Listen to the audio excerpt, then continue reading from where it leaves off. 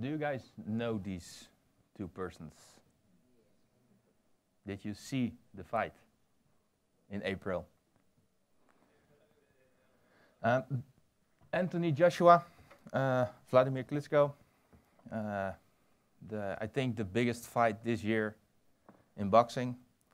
And seeing that fight made me think of a fight I had myself between Magento1 and Magento2.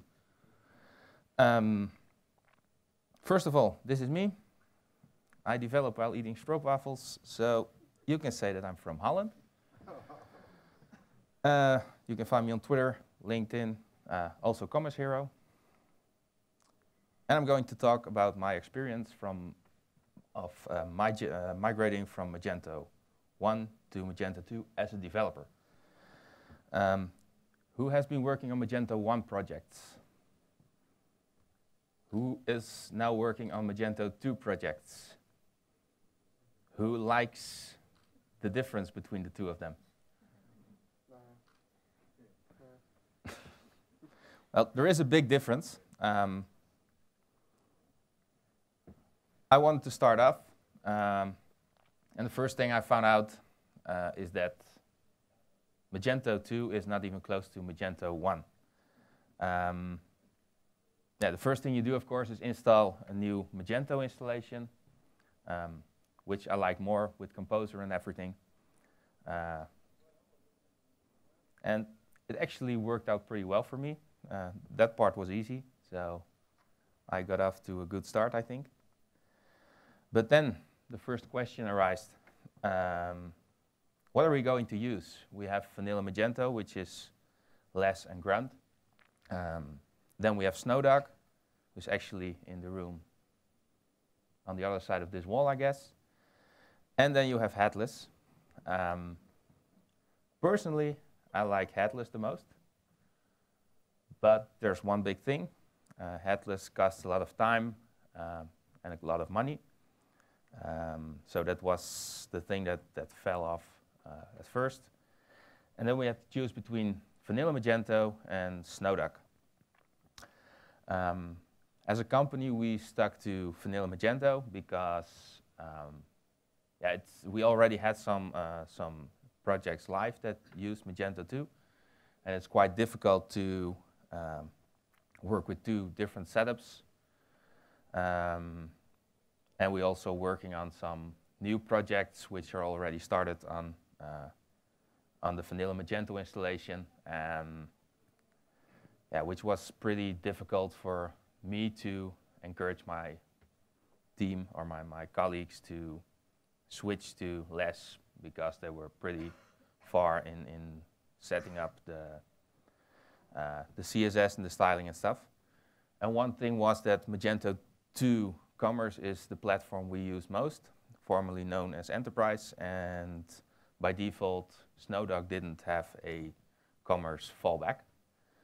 And like I said, it would cost a lot of time, a lot of money for our clients to go for headless. So that was our first choice we made, the first bump we found. And then the next question came along: are we going to create something new, or are we going to base on the default Magento blank theme? We actually tried a custom blank theme, but it didn't work out. It was pretty difficult to go over all the different elements with the required JS stuff, templating, CSS. So we stick to the default template, and it worked out pretty well. But in the end, it's of course not perfect, but that's something I'll mention later on. This was probably the biggest issue we had. We have a design department in-house, and they have been working on Magento projects for, I think, 5 or 6 years now. And so they know exactly what we used in Magento1. And it was quite difficult to tell them that all the nice features we used before can't be used in Magento2 right away. Maybe in a later stadium, but at this moment it wasn't possible. So that was quite a big challenge for them. It also took quite some time to go through everything because, well, the easiest one is the checkout that now has two steps, which were 6 before. So that's a big difference, but also extensions that were not available, stuff that's been integrated in Magento2, all that kind of stuff made this part pretty, made it a long run to go through every design they were building. And legacy, that's probably something we all came across. A lot of us worked on Magento1. It's old code, actually, it's 10 years old. But we know every single step of the web shop or the entire Magento interface.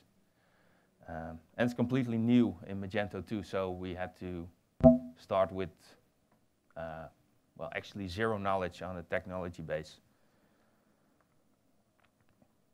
And during this whole project and starting up with this presentation, I got kind of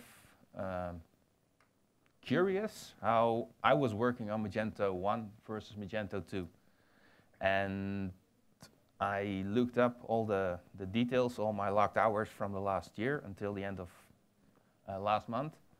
And I found out that I'm not doing that much Magento2 at this moment. It's just a quarter of my time. So if you convert this to 1 work week, it's somewhere between 1.5 day in a week. Because we still have a lot of Magento1 clients who are maybe too big or not ready yet to move to Magento2. And all in all, that makes it kind of difficult to fully focus on Magento2.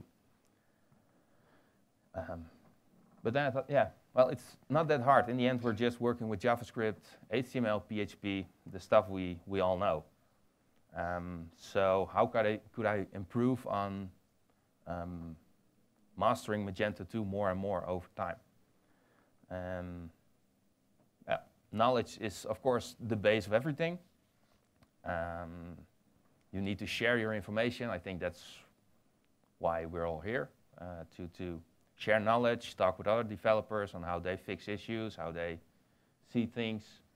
And that was actually my first step. The dev docs was the first one I looked into. In Holland, we have several Magento user groups. You have Twitter, you have Stack Exchange. So that made it all pretty. There are a lot of resources to get your knowledge or to improve your knowledge. So therefore, I would say to everybody here, become a part of the community. Like Phil said a couple of hours ago, some things you can't do on your own. You need to combine forces to get better at stuff. And then history.